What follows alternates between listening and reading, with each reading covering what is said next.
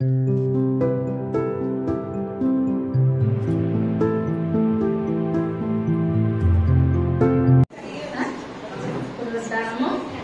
జరిగింది. జరగకపోతే ఆయన లేపబడకపోతే మనము కూడా లేపబడము.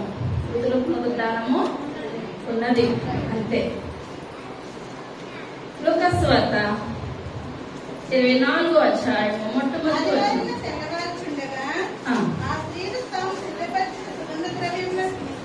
తీసుకొని సమాధి ఎదుకు వచ్చి సమాధి ముందర ఉండిన రాయి దొర్లింపబడి ఉన్నట్టు చూసి లోపలికి వెళ్ళరు గాని ప్రభువైన యేసు దేహం వారికి కనబడలేదు.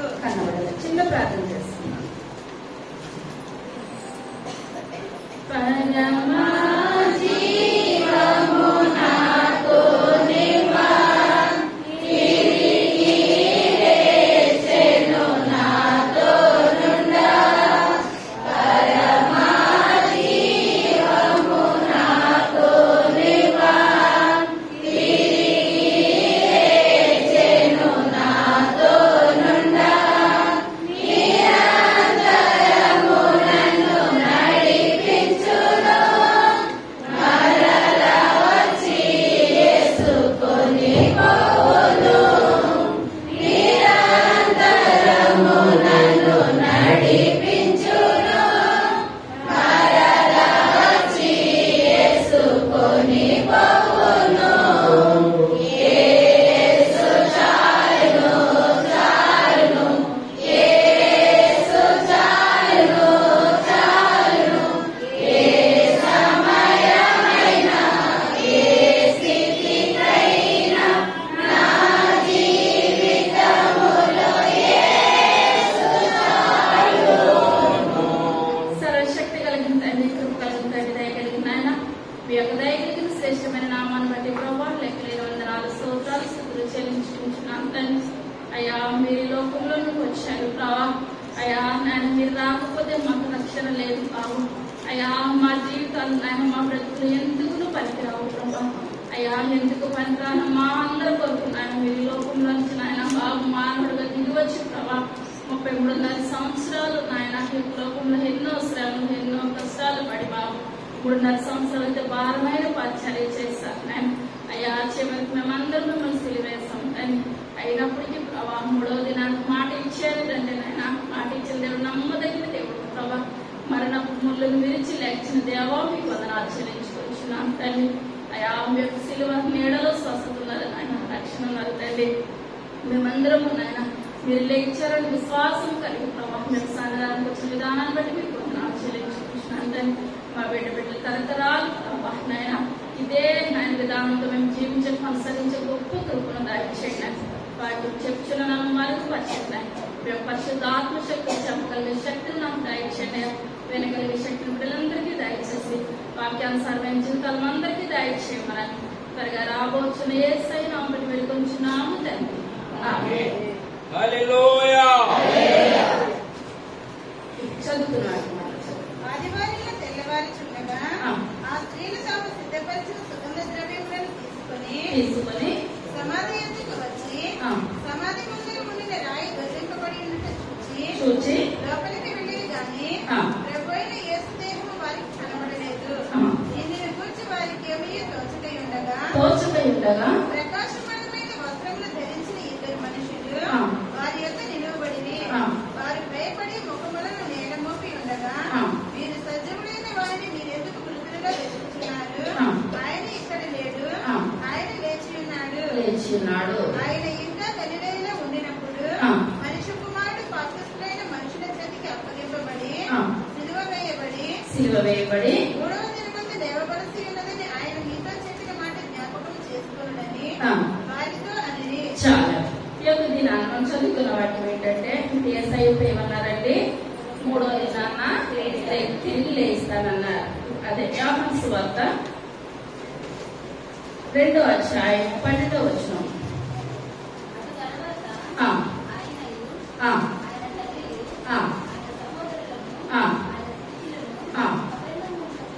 వెళ్ళి పస్కా పండుగ యేసు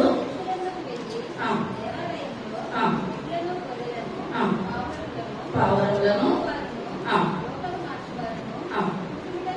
చూచి ఎడ్లన్నిటిని తోలివేసి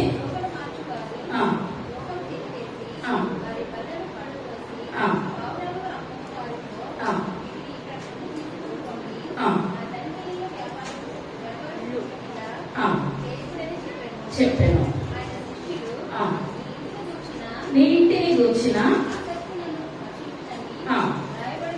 రాయబడినట్లు కాబట్టి చేర్చున్నావే, సూచక్రియను మాకు చూపెదవని ఆయన అడుగగా ఈ దేవాలయమును పడగొట్టి యూదులు సంవత్సరంలో కట్టిదే నీవు చాలా. ఇక్కడ చూస్తున్నట్లయితే యేసయ్య దేవాలయంలోకి వచ్చినప్పుడు అక్కడ ఏం జరుగుతుందండి? వ్యాపారం జరుగుతుంది.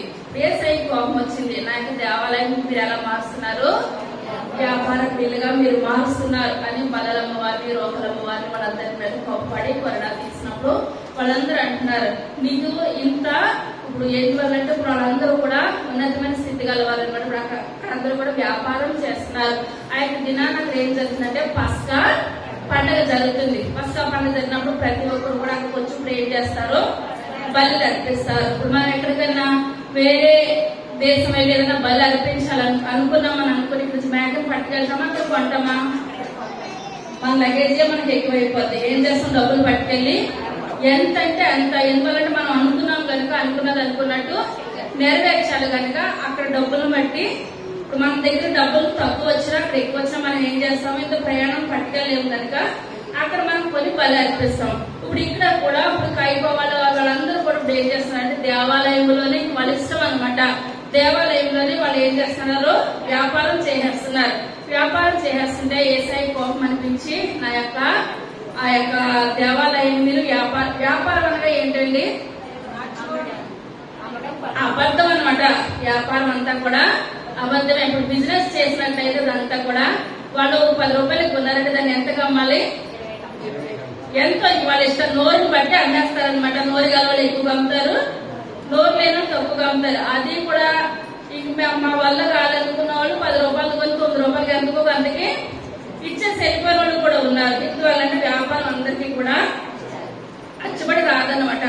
ఇక్కడ చూసినట్లయితే దేవాలయంలో వ్యాపారం చేస్తున్నారని యేసయ్య కోపపడి బల్లల గట్ట పీటలన్నీ కూడా పడగొట్టేసినప్పుడు వాళ్ళందరూ కూడా నువ్వు ఏ అధికారంతో ఇటువంటి కార్యాలు చేస్తున్నావు, మాకేం చేయాలి, ఒక సూచక్రియ మాకు చూపించమని అడిగారు. చూపించమని అడిగినప్పుడు ఇప్పుడు యేసయ్య అంటున్నారు, ఈ యొక్క దేవాలయాన్ని నేను ఇప్పుడు ఏం చేస్తాను, మూడు దినాల్లో నేను కట్టేస్తానంటే వాళ్ళకి ఏ మాత్రం కూడా అర్థం కావట్లేదు. దేవాలయం అనగా ఇప్పుడు ఏంటంటే ఆయన యొక్క శరీరము. యేసయ్య చనిపోయి 2 దినాలు లేస్తారు, 3వ దినాలు లేస్తారు. యేసయ్య మీ రకంగా చెప్తున్నారు, దేవాలయం పడగొట్టి 3 దినాలు అనగా నేను చనిపోయి 2వ దినాలు లేస్తాను, 3వ దినాలు లేస్తానని యేసయ్య అంటుంటే యూదులు అంటున్నారు, వాళ్ళకి అర్థం కాక ఈ యొక్క యూదులు ఎన్ని సంవత్సరాలు కట్టారు, 46 సంవత్సరాలు కట్టారు కదా. 46 సంవత్సరాలు కట్టిన దేవాలయాన్ని 3 రోజుల్లోనూ నువ్వే విధంగా కట్టగలుగుతావు అని యేసయ్యని వాళ్ళు హేళన చేస్తున్నారు,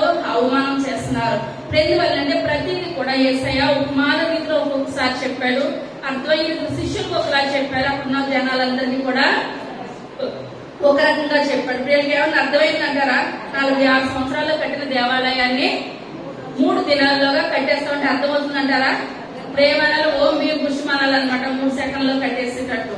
కానీ ఇదంతా కూడా ఎవరు అర్థం చేసుకుంటున్నారు? శిష్యులు కూడా అర్థం కాలేదు. 3వ దినాన ఆయన ఇస్తారంటే ఇప్పుడు మనం చదువుకున్నాం కదా లూకాసు వార్తలో స్త్రీలు అనమాట.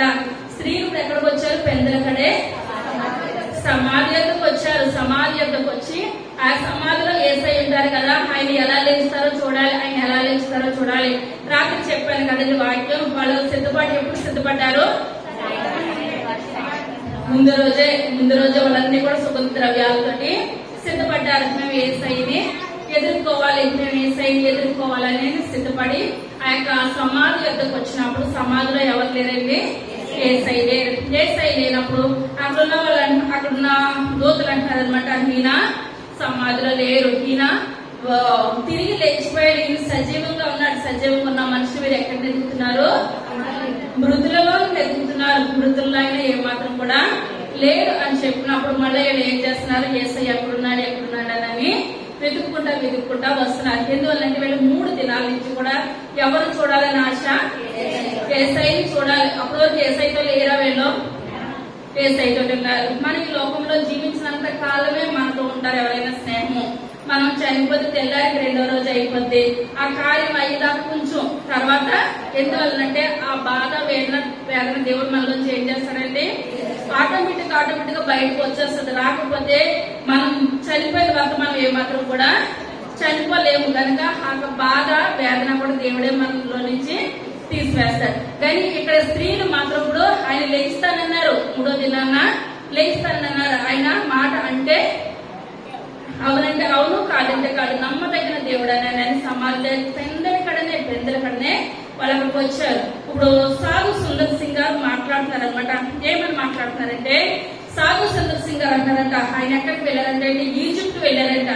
ఈజిప్ట్ వెళ్ళినప్పుడు అక్కడ రాజుల సమాధులు ఉంటాయి.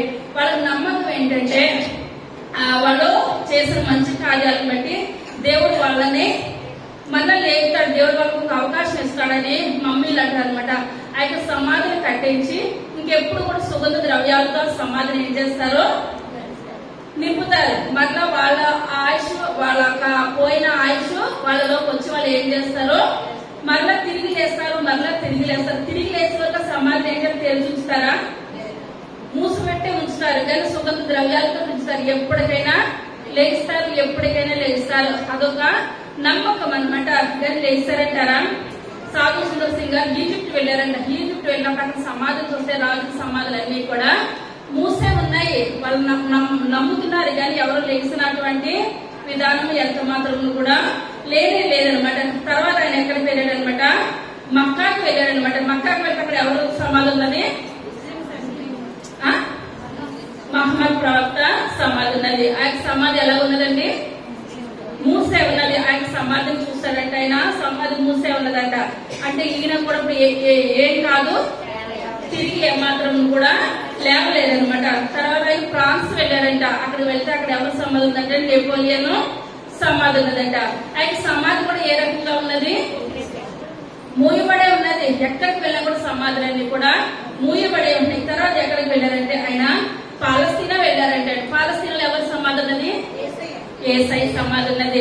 ఆయన సమాధిని చూడగా సమాధి ఎలా ఉన్నది? తెరవబడి ఉన్నదంటండి. కానీ ఇప్పుడు తిరుగుతున్నాడు. ఎందువల్లంటే ఒక్కొక్కరు అనుకుంటారు ప్రతిదీ పిన్ టు పిన్ ఏం చేయాలి? తెలుసుకోవాలి. బైబిల్ గ్రంథం అంతా కూడా అసలు సృష్టి ఏ రకంగా జరుగుతుంది, అసలు దీని యొక్క విధానం ఏంటి, ప్రతిదీ తెలుసుకుంటారు. పిన్ టు పిన్ తెలుసుకుంటారు. కొంతమంది ఏంటంటే వాళ్ళు తెలుసుకొని చెప్పినప్పుడు చూద్దాంలే, ఇప్పుడు వింటే మనకు కలిసి వచ్చేదేముంది, వినకపోతే మనకు కలిసి వచ్చేది. ఈ రకంగా కొంతమంది ఉంటారు.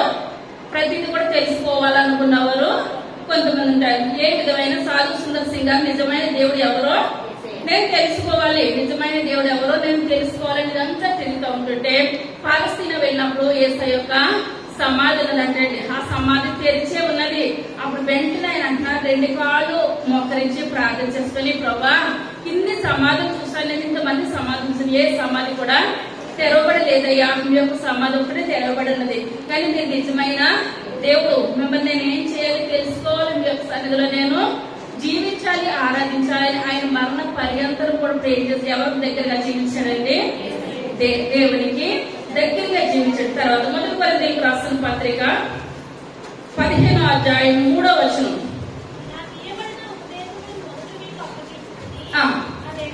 అదేమనగా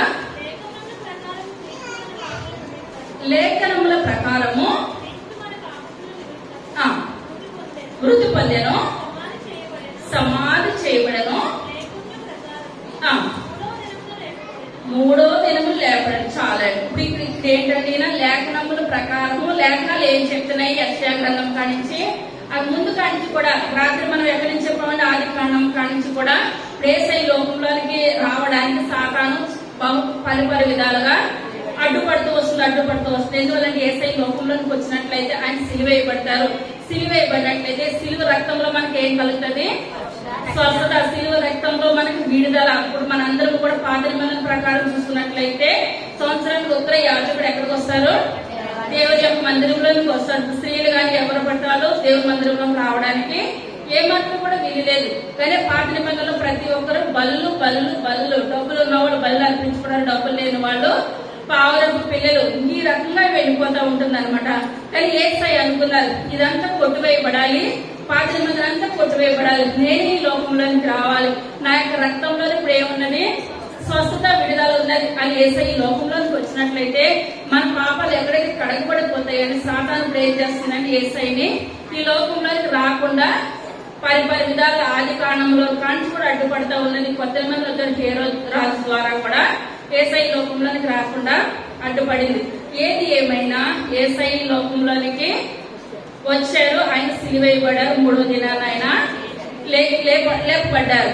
ఇదే పౌలు గారు మాట్లాడుతున్నారు ఏమని? లేఖనముల ప్రకారం ఆయన ఈ లోకంలోనికి వచ్చారు, లేఖనముల ప్రకారం ఆయన సిలువేయబడ్డారు. ప్రతిదీ కూడా ఆయన అవునంటే అవును. యెషయా భక్తుడు ఏమని రాశాడంటే ఆయన పేదవానికి ఈ లోకంలోనికి వచ్చాడు. మరణం ఎలాగుందండి? ఘనంగా ఉన్నది. మన పుట్టికి ఎలాగున్నా సరే మరణం ఎలాగుండాలి? ఘనంగా ఉండాలి. మనం ఒక 100 మంది పిల్లలు కలుపుకొని మనం చనిపోయిన తర్వాత మన మీద పడి ఏడవలేని జీవితము మనకొద్దు. బ్రతికిన ఒకటే, చనిపోయిన ఒకటే. కానీ యేసయ్య మరణం ఎలాగున్నదండి? ఘనంగా ఉన్నది. మన మరణం ఎప్పుడు కూడా ఎన్నాళ్ళు బ్రతికి ఉన్నది కాదు, కానీ మన మరణం ఎలాగున్నది? లోకంలో చాలా ఘనంగా ఉండాలి. ఇప్పుడు యేసయ్య ధనవంతుని సమాధిలో ఇప్పుడు యేసయ్యని సమాధి చేశారు. సుగంధ ద్రవ్యాలతో యేసయ్యని సమాధి చేశారు. ఆయనకు పుట్టుకైతే పేదవానిగా ఈ లోకంలోకి వచ్చారు, కానీ చనిపోవడము చాలా ఘనంగా జరిగింది అనమాట. కానీ సాతాను ఎన్ని చేసినా కూడా ఆ యొక్క దేవాసుదేవుడు చివరి వరకు కూడా యేసయ్య లోకంలో ఏ కార్యం నిమిత్తం వచ్చాడో ఆ కార్యం నెరవేర్చుకొని మళ్ళీ తిరిగి పునరుద్ధానుడుగా ఆయన ఆరోహణమయ్యారు. తర్వాత హోషేయ గ్రంథము 13వ అధ్యాయము 14వ వచనం.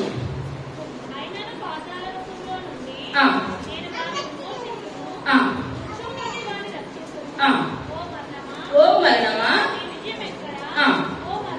ఓ మరణమా చాలండి. ఇప్పుడు మన దేవాదేవుడు హోషేయ భక్తుడు రాస్తున్నాడు, మరణపు ముళ్ళుని విరిచాడంటారా? యేసయ్య మరణపు ముళ్ళుని విరిచాడు. సాతాను అనుకున్నది యేసయ్య సిలువేయకుండా చేద్దాం అనుకున్నది. సాతాను వల్ల ఏమాత్రం కూడా కాలేదు. చనిపోయిన తర్వాత కూడా ఆ యొక్క మరణంలోంచి లేకుండా చేయాలనుకుని ఎంతో ప్రయాసపడ్డారు. 3 దినాలు కూడా ఎంతో ప్రయాసపడ్డారు.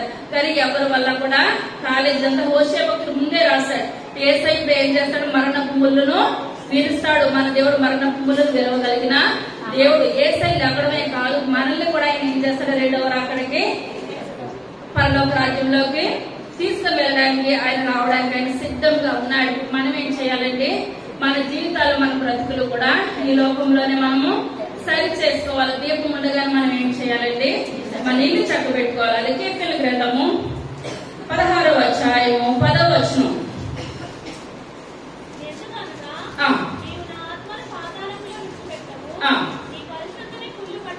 కుళ్ళు పట్టనీయవు,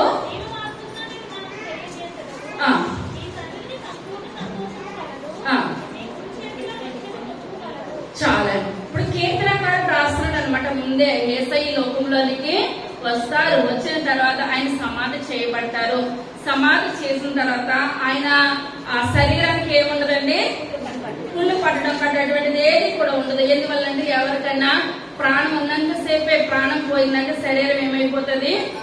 భయంకరమైన జంతువుల బెటర్ అంటే మానవ శరీరము బహు భయంకరమైన వాసన అందిన వెంటనే ఎక్కువ దినాలు ఉండాలంటే, ఒక రోజు కానీ 2 రోజులు ఉండాలంటే ఐస్ బాక్స్ మనకి వచ్చేయాలన్నమాట. లేకపోతే చాలా ఆ వాసన కూడా ఎవరు భరించలేరంట. కానీ యేసయ్య సమాధి చేసినప్పుడు ఆయన సమాధికి కుళ్ళు పట్టడం గాని అటువంటిది ఏది కూడా జరగదని కీర్తనకారుడే రాశాడు. ఇప్పుడు ఇదే మాట తీయొద్దు కానీ అపోస్తల కార్యంలో పేతురు గారు రాస్తున్నారు అనమాట. ఏమని? ఆయన ఈ లోకంలో ఉన్నప్పుడు ఇప్పుడు ఆ రాత్రి గెత్సేమనే తోటలో యేసుప్రభు గారిని పట్టుకున్నప్పుడు అక్కడ పేతురు గారు ముందు అంటున్నారు, నాయన నీకు దూరం అవును కాక అని చెప్పినప్పుడు యేసయ్య ఏమన్నారు, సైతానా నువ్వు వెళ్ళిపో, నా దగ్గర నుంచి వెళ్ళిపో. ఎందువల్లంటే ఆయన ఎందుకు వచ్చాడు ఈ లోకంలోనికి? సిలువ వేయబడడానికి. యేసయ్య నలగొట్టు ఎవరికి ఇష్టమండి? తండ్రికి ఇష్టమైంది. ఆయన నలగొట్టబడడానికి ఎవరికి ఇష్టమైంది? తండ్రికి ఇష్టమైంది. తండ్రికి ఇష్టమైన కుమారుని పంపించినాడు తెలవక పేతురు గారు ఆ యొక్క సాతాను వచ్చి ఇప్పుడు ఏమంటున్నాడు, నీకు మరణము దూరం అవును గాక అని అన్నప్పుడు యేసయ్య అంటారు, సాతానా నువ్వు వెళ్ళిపో. ఎందువల్లంటే నేను ఈ లోకంలోనికి ఎందుకు వచ్చాను? సిలువ వేయబడడానికి లోకంలోనికి వచ్చాను, లేకపోతే ఈ లోకంలోకి రావాల్సిన అవసరము నాకు ఎంత మాత్రం కూడా లేదు. దేవుడు ఉన్నప్పుడు అంతా తెలుసుకోలేకపోయాడు. ఆయన ఆరోగ్యం అయిన తర్వాత ఆయన మొట్టమొదటి ప్రసంగానికి ఎంతమంది స్వస్థపడ్డారండి? 3,000 మంది బాప్తిసం తీసుకున్నారు. ఆయన కార్యాలు ఇంత కార్యాలు కాదు. అప్పుడు ఎప్పుడైతే పరిశుద్ధాత్మ శక్తి ఆయన మీద దిగిందో 2వ అధ్యాయంలో పేతురు గారు కూడా రాస్తారు, ఏమని? యేసయ్య శరీరం ఏం కాలేదు, కుళ్ళు పట్టలేదు. అప్పుడు రాస్తున్నారు. ఇప్పుడు మనకు దేవుని తెలవక ముందు ఎన్నెన్నో మాటలు ప్రతి ఒక్కరూ మాట్లాడుతారు. దేవుని తెలుసుకున్నాక అదే నోటితోటి యెషయా భక్తుడు అంటున్నాడు, ఏమని? యేసయ్య నా పెదవులను కాల్చండి ప్రభా, నా పెదవులు మీరు ఏం చేయాలి? కాల్చండి. మనం దేవుని నోటితో ఎంత మాట పడితే అంత మాట మాట్లాడడానికి ఏ మాత్రం కూడా వీలులేదు. ఎందువల్లంటే ఆయన తలంచుకోవడానికి కూడా మన జీవితం, మన బ్రతుకు ఏ మాత్రం కూడా సరిపోదు. కానీ ముందు మీకు సిలువ వద్దన్న పేతురు గారు ఏమంటారు, ఆయన శరీరం ఏ మాత్రం కూడా కుళ్ళు పట్టలేదు. ఇప్పుడు దేవుని గురించి బ్రతికారు, దేవుని గురించి జీవించారు పౌలు గారు. ఇప్పుడు ఆయన పౌలు గారు వాక్యం అంతా కూడా పేతురు గారు వాక్యం అంతా కూడా చివరకు పేతురు గారు అండి పౌలు గారిని వీళ్ళందరూ కూడా యేసయ్య పునరుద్ధానుడై తిరిగి లేచాడు, ఆరంభమయ్యాడు అంటే ఈ మాట వాళ్ళందరికీ కూడా ఆ యొక్క వినడానికి ఎందువల్లంటే ఇప్పుడు నిజమైన మాట ఎవరు కూడా ఇష్టపడరు. నిజమైన మాట. అబద్ధం ఎలాగండి? లోకం అంతా కూడా ఇష్టపడతారనమాట. కానీ ఇప్పుడు దేవుని దృష్టిలో మనకు నిజం కావాలి, అబద్ధం కావాలా?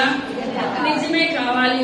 కానీ ఈ యొక్క అపోస్తులు ఏంటి, వీళ్ళందరూ కూడా యేసయ్య నిజమైన దేవుడు, ఆయన పునరుద్ధానుడు అవడం మేము చూసామంటే కొరడాలతో కొట్టారు, చిత్రహింసలు చేశారు. ఇప్పుడు పేతురు గారిని అంటున్నారు, నువ్వు ఆ మాట ఆయన పునరుద్ధానుడు అవ్వలేదని చెప్పంటే నన్ను చంపినా పర్వాలేదు, నేను ఏం చెప్తాను?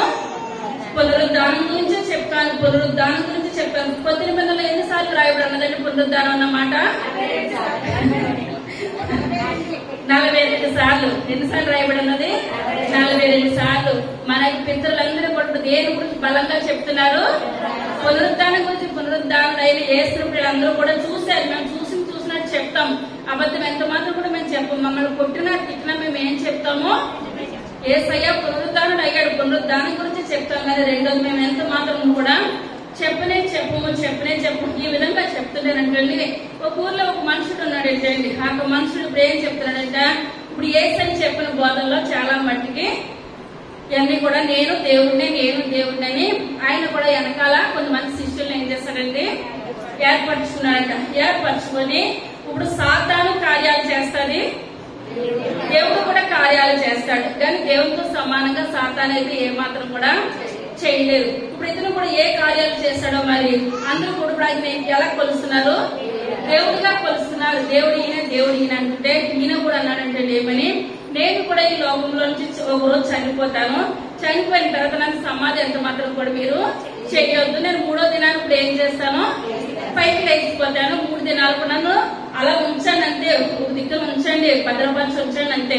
నేను లేకపోతే అప్పుడు చూడండి నేను కంపల్సరీ లేగిస్తాను అంటే అప్పుడు ఉన్న వాళ్ళందరూ ఇప్పుడు ఏం చేస్తున్నారండి, నమ్ముతున్నారు అనమాట. అట్లున్న వాళ్ళందరూ కూడా నమ్మి 1వ రోజు 2వ రోజు 3వ రోజు ఇంటికి లేచిపోయాడు అంటారు. లేచాడంటారా? ఏ మాత్రం కూడా లేలేదు. 3 రోజులు చూసిన తర్వాత అప్పుడు ఆయన ఏం చేస్తారు, సమాధి చేసేస్తారనమాట. ఎందువల్లంటే లేవగలగడానికి యేసయ్యకే శక్తి ఉన్నది, చనిపోవడానికి కూడా ఆయనకే శక్తి ఉన్నది.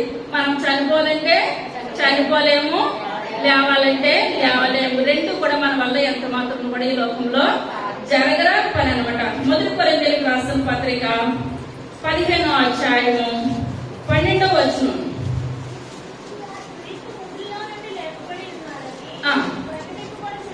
ప్రకటించబడుతుండగా ఎట్లు చెప్పుచున్నారు, లేపబడి ఉండలేదు,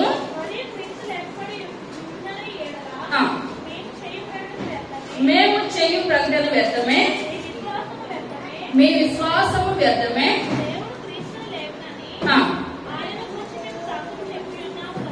చెప్పి ఉన్నాము కదా.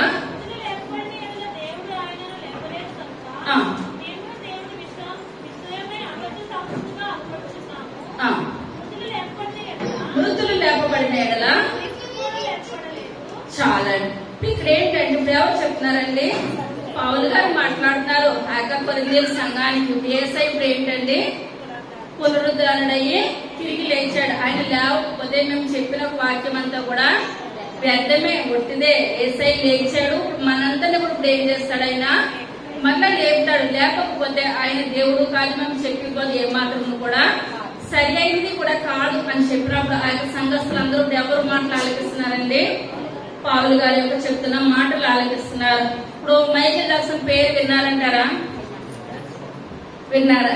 అందరం కూడా వినే ఉంటాము. ఇప్పుడు ఆయన ఏంటంటే, ఆయన ఆశ ఏంటంటే, ఆయనకున్న డబ్బును బట్టి పలుకుబడిని బట్టి ఈ లోకంలో 150 సంవత్సరాలు బ్రతకాలి. అతని కోరిక అదే, నేను 150 సంవత్సరాలు ఈ లోకంలో బ్రతకాలి. ఇప్పుడు లెగలేని ముసలమ్మ కూడా ఇప్పుడు ఏం కలుగుతుందండి? ఆశ. ఎస్ లో దేవుడు గుడికొచ్చింది అనుకోండి, చెప్తున్నా మళ్ళీ వచ్చే సంవత్సరం నేను చూడగలుగుతాను, చూస్తే బాగుండును. ప్రతి ఒక్కరు కూడా ఆశ లేకపోతే మనం ఈ లోకంలో బ్రతకలేము. ఎంతటి వారికైనా సరే మనం ఇప్పుడు ఏం కలిగి ఉంటామండి? బ్రతకాలని ఆశ. అలాగే మైకేల్ జాక్సన్ కూడా బ్రతకాలి అతనే ఫిక్స్ చేసేస్తున్నాడు అనమాట ఆ యొక్క సంవత్సరాలు. ఇప్పుడు మనకి దావీదు ఏమంటున్నాడు? 60 సంవత్సరాలు లేకుంటే 70 సంవత్సరాలు కూడా ఆయాసమే, దుఃఖమే. మనం అనుకుంటాం, నాయన నేను ఎవరితోటి కూడా చేయించుకోవద్దు, నేను బ్రతికినంత కాలము నా కాళ్ళ మీద నేను నిలబడాలి, ఒకరితో పరిచయం చేసుకుంటే జీవితం నాకు వద్దు నాయన, తీసుకెళ్లి పొలం అయితే తీసుకెళ్లిపో, కుంచి పొలం అయితే నా పని నేను చేసుకుంటే కృపను దయచేయండి అని ప్రతి ఒక్కరు కూడా ఇదే ప్రార్థన చేసుకుంటాం. ఒకరి మీద ఆధారపడి బ్రతకాలని ఎవరికి కూడా ఉండదు. ఇప్పుడు లేవలేని స్థితిలో ఇంకా కోపం ఎక్కువ వచ్చేస్తుంది, అవునంటారా? ఏదో లెక్కలైన వాళ్ళకి మందులు కనుకుంటే ఇంకా కోపం ఎక్కువ వచ్చేస్తుంది. కానీ కోపం పడి మనం ఎవరిని ఏం చేస్తాం? ఎవరిని ఏం చేయలేము. లెగలేనప్పుడు కోపడితే మనకి ఏమైనా ప్రయోజనం ఉందంటారా? ఎంత మాత్రం కూడా ప్రయోజనం లేదు. ఈయన కూడా అనుకొని ఇప్పుడు ఈయన ఏం చేస్తున్నాడంట, ఈయన ఏది తినాలన్నా కొన్ని మంచినీళ్ళు తాగాలన్నా కూడా అది ల్యాబొరేటరీలోకి వెళ్ళి అది టెస్ట్ చేయించి అందరూ తాగితేనే తప్ప ఈయన తాగడానికి లేదు. ఎందువల్ల ఈయన ఆశ ఏంటి? బ్రతకాలి. ఒకవేళ ఆయన గుండె చెడిపోతే ఇదే బ్లడ్ గ్రూప్ ఉన్న వాళ్ళు ఒక మనిషిని అక్కడ పెట్టేవారంట. ఆయనకి లక్షల జీతాలు ఇచ్చి నా గుండె పడైపోతే నువ్వు ఏం చేయాలి? నా గుండె ఇవ్వాలి. ఇంక ఏ అవయవమో ప్రతి ఒక్క అవయవాన్ని కూడా ఇంపార్టెంట్ అయిన అవయవాలు ప్రతి ఒక్కరిని కూడా అక్కడ ఏం చేస్తాడంటే ఏర్పరచుకొని వాళ్ళకి లక్షల కొలది జీతాలు ఇచ్చేవాడు.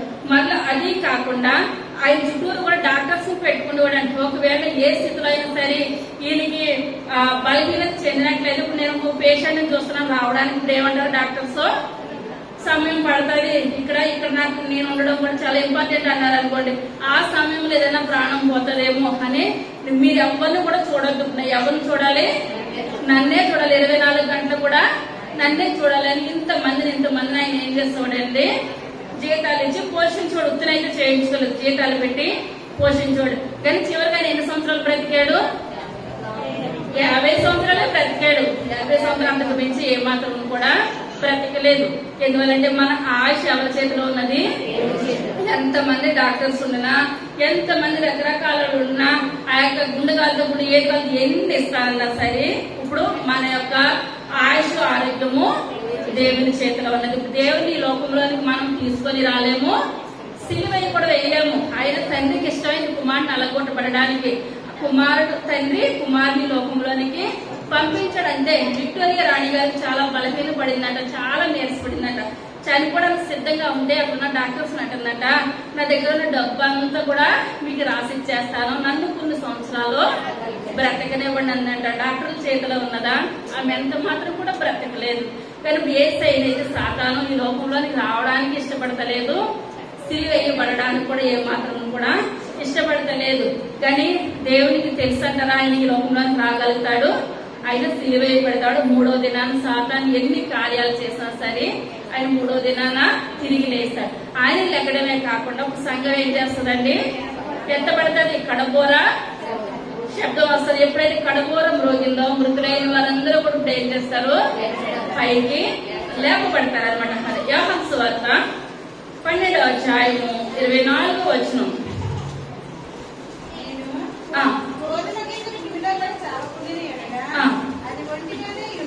అది ఒంటిగానే ఉండును,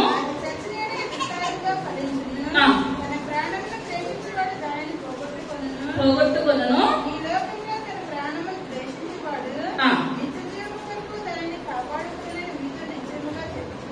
చాలా ఇప్పుడు గోధుమ గింజ ఏమవుతుందండి, భూమిలో పాతి పెట్టినప్పుడు చచ్చిపోతుంది. ఒక గింజ చచ్చిపోతే ఎన్ని గింజలు వస్తాయి, అనేకమైన గింజలు వస్తాయి. ఆ గింజ కానీ చనిపోకపోతే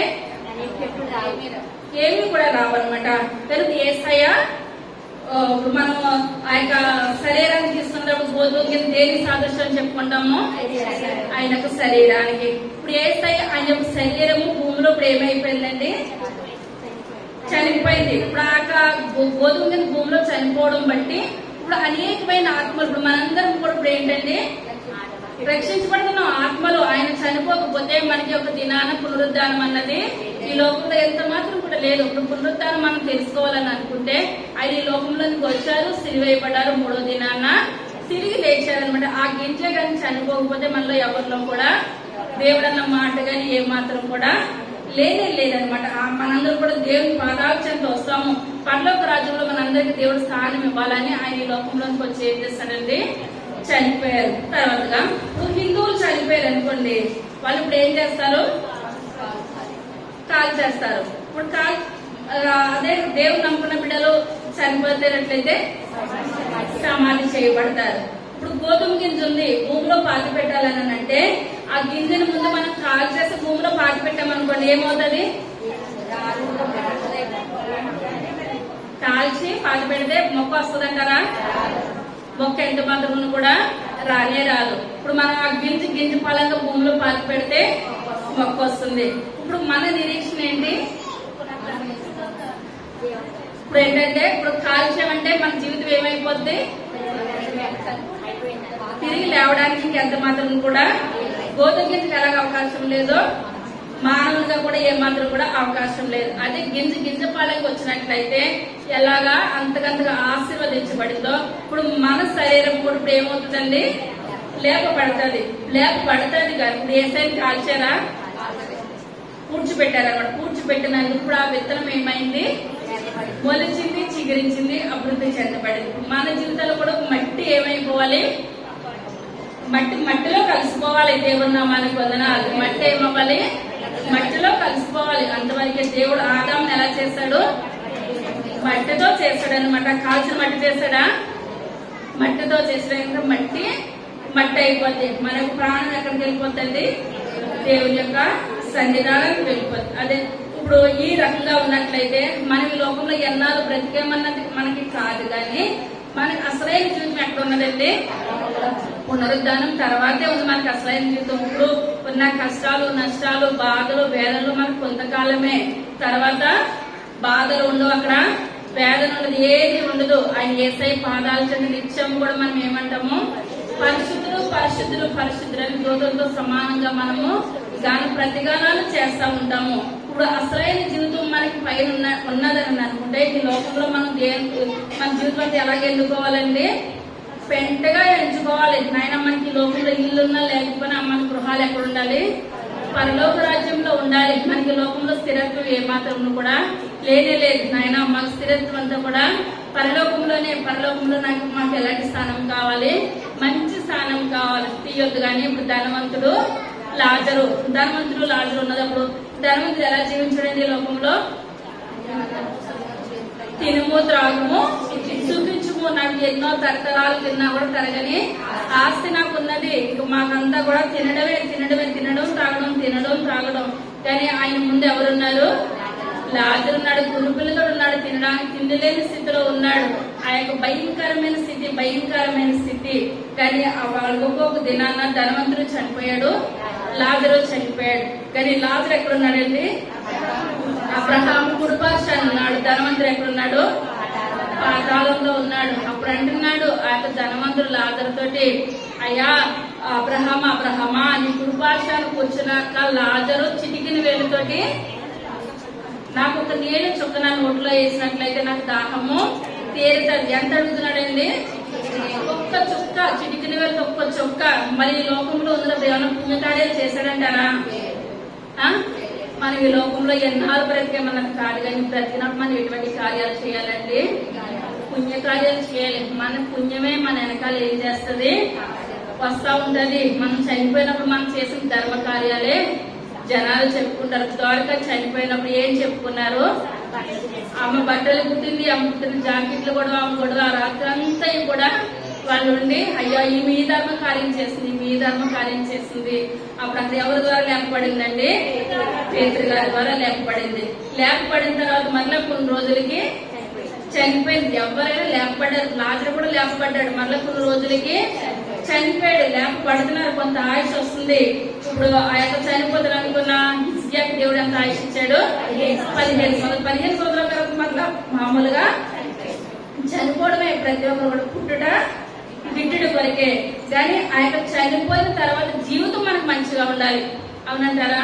అక్కడ మనం యుగయుగాలు దేవునితో ఉండాలి. ఆయన కుడిపార్శ్వంలో మనం కూర్చోవాలనగా ఇప్పుడు లాజరు ఎటురీతిగా కూర్చున్నాడో మన జీవితాలు, మన బ్రతుకులు కూడా అటువంటి దీవెనకరంగా ఆశీర్వాదకరంగా ఉండాలంటే మనం ఈ లోకంలో ఎటువంటి కార్యాలు చేయాలండి?